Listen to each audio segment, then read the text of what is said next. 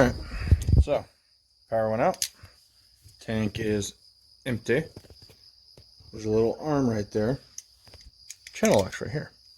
I usually leave them hanging just like that. Not clamped on the cable, but just around it. Pop it. Reach over here. Grab the bar. And boom.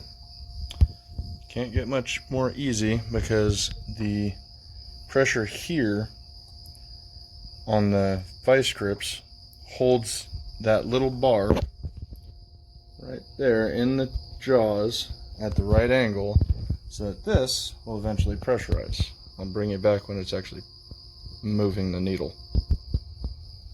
So this is about maybe 10-15 seconds after I pause the video. Needle is starting to climb ever so slowly. As it gets higher, it'll start to pressurize a little bit quicker. Pause video again. Oh, and just as a side note, I'm literally just standing here, kind of just waiting for this thing to pressurize. And there it goes. We're at just about 15 PSI. Climbing slow. Oh, so slow. Okay, so now basically once that needle goes above 40 PSI, all I gotta do is take the vice grips off, because it's going to, at that point, the pressure switch is now going to start working again. The reason why it doesn't just automatically kick on after the power is restored is because it's got what's called I believe it's a low water shutoff. So now when it reaches 40, I've taken the vice grips off, and there it goes. It starts pressurizing again. As it loses pressure, it'll hit 40, increases pressure. Should get up to 60, but I don't know. I'm going to take this off so that you guys can actually see what's really happening here. So as that goes, hits 60, that will kick off. So pressure's falling slowly but surely. Eventually we'll get to 40, and then these little contacts right here will trip, and when they trip, it turns on the pump. When it hits 60 psi, it kicks off the pump. If you want to just completely turn it off, take this little arm, flip it up. That's a manual shutoff. So now you've basically disabled the pressure switch. So now when the pressure falls, it will actually fall below 40,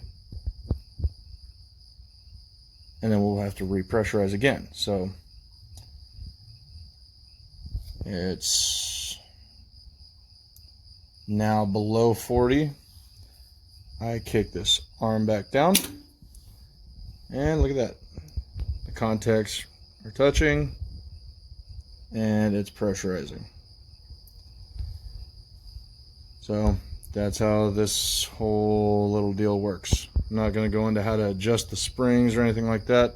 It's better if we need to replace it, just get the ones that are already set up for turning on at 40 psi and turning off at 60 psi. And tell Stan to not bust lines or run his orchard stuff all through the frickin' night. Otherwise, it'll eventually fry the contacts that are in there, which they're actually starting to look a little burn up.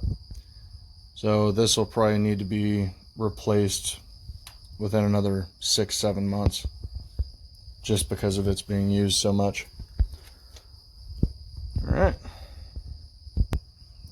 Oh, and again, hang that there so it's always here, so you don't have to manually hold that frickin' little arm, because that sucker will dig into your thumb or whatever fingers you're using to hold it at the correct angle. If you kick it all the way up, it shuts it off. You kick it to about 45-ish degrees, not 90. Once you hit that point where it kicks over, it'll just snap up and it'll stop working. As it says right there, it says off up to the right, and start is about halfway below this horizontal line. And so about there is where you want it at. If you use the pliers and use them to where the bottom jaw grabs hold, it actually holds that little arm right at that 45-degree angle so that it'll actually pressurize. And you're not digging the shit out of your fingers. Alright, and I think that's about all there is to know about pressurizing the tank.